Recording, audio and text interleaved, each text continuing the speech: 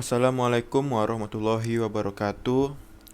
Perkenalkan, nama saya Rival Valentino Ryan, NIM 12050312583, kelas 3H Sistem Informasi dan mata kuliah Analisis dan Perancangan SI.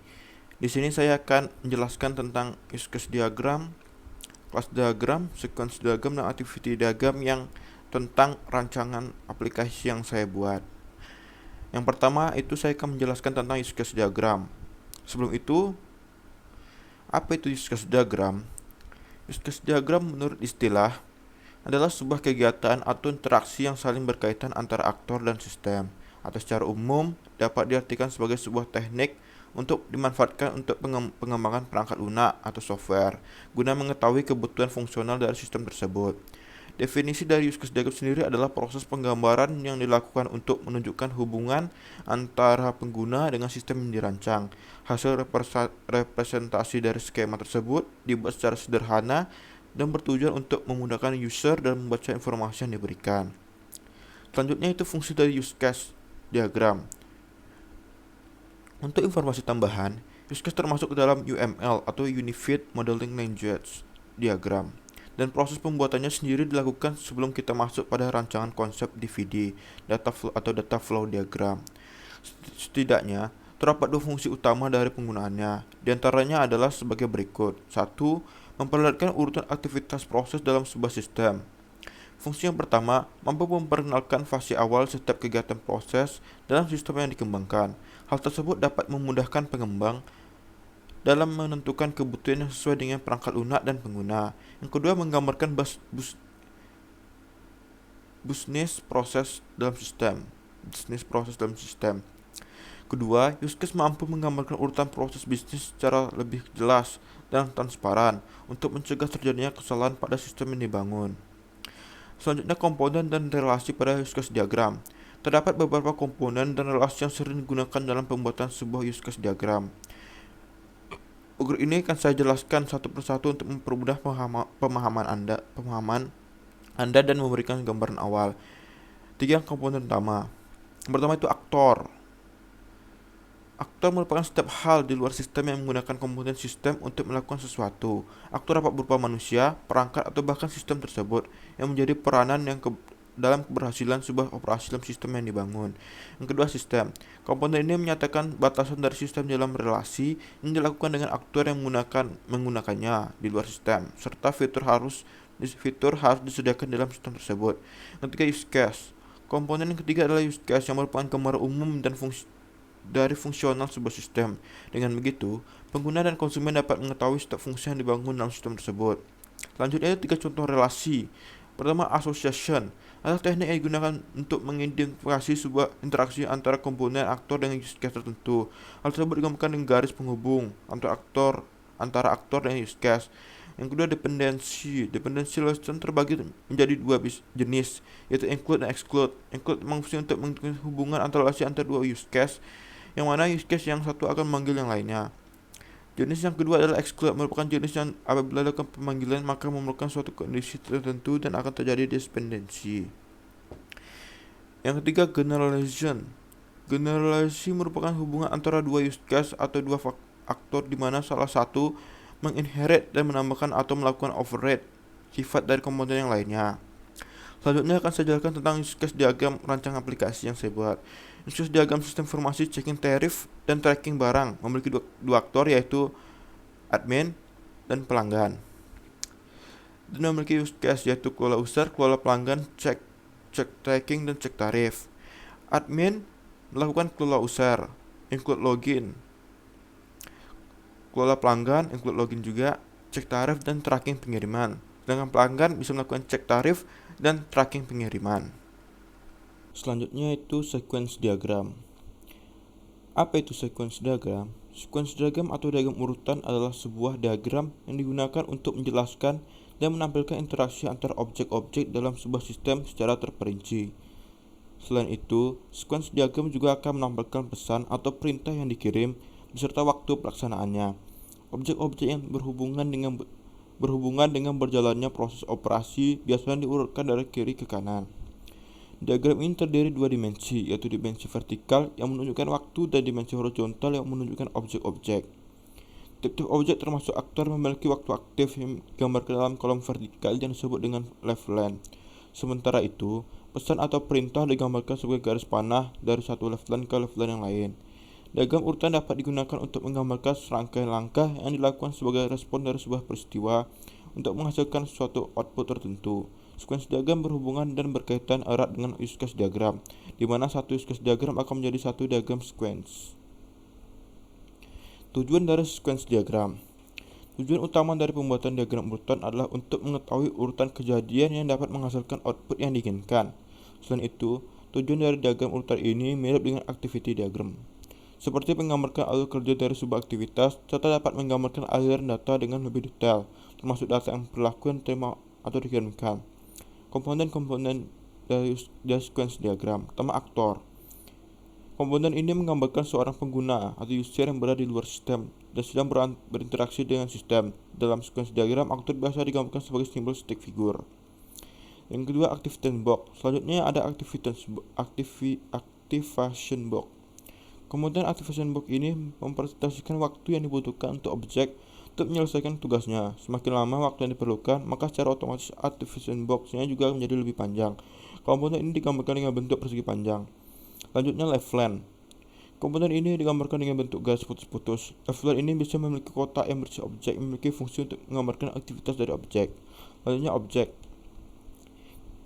Komponen ini digambarkan memiliki bentuk kotak yang berisikan nama dari objek dan garis bawah. Biasanya objek berfungsi untuk mendokumentasikan perilaku sebuah objek pada sebuah sistem. Yang terakhir ada message. Komponen ini untuk menggambarkan komunikasi antar objek. Biasanya muncul secara berurutan pada leftline. Komponen ini dipresentasikan dengan anak panah. Inti dari sebuah diagram urutan terdapat pada komponen leftline dan message ini. Selanjutnya, sequence diagram. Pertama yaitu admin. Aktornya admin, objeknya sistem. Admin melakukan login. Selanjutnya melakukan manage user. Lalu manage customer dan cek shipping recs. Terakhir melakukan track pada order. Yang kedua user dan objeknya sistem. User melakukan cek shipping rate dan tracking order. Selanjutnya saya akan menjelaskan activity diagram. Activity diagram dalam bahasa Indonesia diagram aktivitas yaitu diagram yang dapat memodelkan proses-proses yang terjadi pada sebuah sistem. Runtutan proses dari sebuah sistem digambarkan secara vertikal. Activity diagram merupakan pengembangan dari use case yang memiliki alur aktivitas. Alur atau aktivitas bisa berupa runtutan, menu-menu, atau proses bisnis yang terdapat dalam sistem tersebut. Dalam buku Rekayasa Perangkat Lunak karangan Rosa AS mengatakan diagram aktivitas tidak menjelaskan kelakuan aktor. Dapat diartikan bahwa dalam pembuatan activity diagram hanya dapat dipakai untuk menggambarkan alur kerja atau aktivitas sistem saja. Kapan saatnya menggunakan activity diagram? Activity diagram mesti digunakan sejajar horizontal dengan teknik permodelan lainnya seperti diagram use case dan diagram state. Kamu bisa menggunakan activity diagram agar dapat memodelkan alur kerja sistem dengan baik. Activity diagram berfungsi juga untuk menganalisis diagram use case dengan mendeskripsikan aktor, tindakan yang perlu dilakukan, dan kapan harus terjadi. Diagram ini menggambarkan sebuah algoritma dan pemodelan sekuensial yang kompleks dengan proses paralel. Selanjutnya, kita bahas mengenai tujuan dan activity diagram itu sendiri. Tujuan dari aktivitas diagram. Satu, menjelaskan urutan aktivitas dalam suatu proses. Yang kedua, dalam dunia bisnis biasa digunakan untuk modeling atau mempereratkan urutan proses bisnis. Yang ketiga, mudah dalam memahami proses yang ada dalam sistem secara keseluruhan. Yang keempat, merupakan metode perancangan yang terstruktur mirip dengan flowchart maupun data flow diagram atau DVD. Yang kelima, mengetahui aktivitas aktor atau pengguna berdasarkan use case atau diagram yang dibahas sebelumnya. Selanjutnya itu komponen activity diagram. Simbol pertama, namanya status awal. Sebuah diagram yang aktivitas memiliki sebuah status awal. Yang simbol kedua, simbol aktivitas. Aktivitas yang dilakukan biasanya aktivitas di awal kata kerja. Selanjutnya, percabangan atau decision. Percabangan di mana ada pilihan aktivitas yang lebih dari satu. Selanjutnya, join atau penggabungan, di mana yang mana lebih dari satu aktivitas lalu digabungkan jadi satu. Selanjutnya, status akhir. Status akhir dilakukan sistem sebuah diagram aktivitas memiliki sebuah status akhir. Terakhir, swimland. Misalkan organisasi bisnis yang bertanggung jawab terhadap aktivitas yang terjadi. Hanya saya akan menjelaskan tentang aktivitas diagram. Pertama itu admin. Admin dan sistem. Admin melakukan login, lalu sistem melakukan validasi login.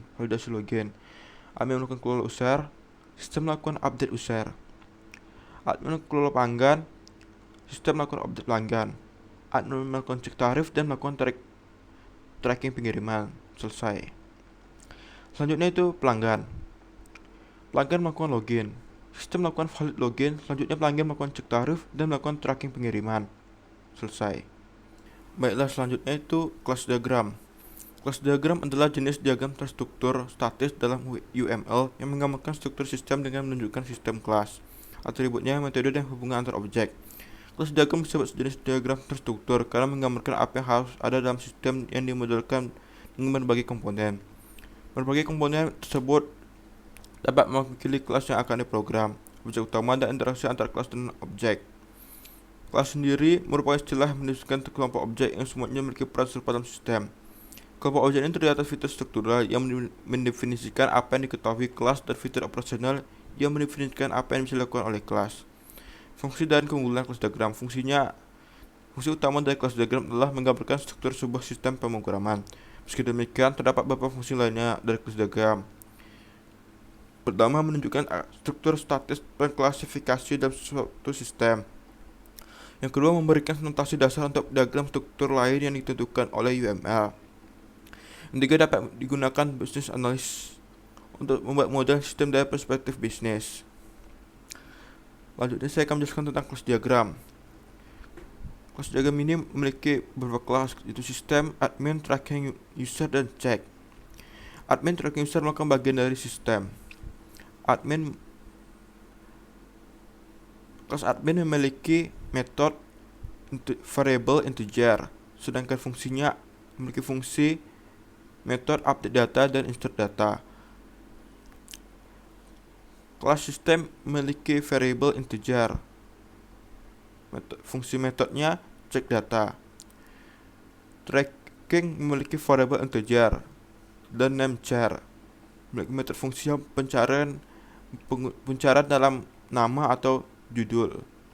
Check merupakan pewarsan dari tracking, memiliki variabel yang sama dan fungsi metode yang sama. Baiklah, sekian dari saya. Kurang lebihnya saya mohon maaf. Akhirul kalam, wassalamualaikum warahmatullahi wabarakatuh.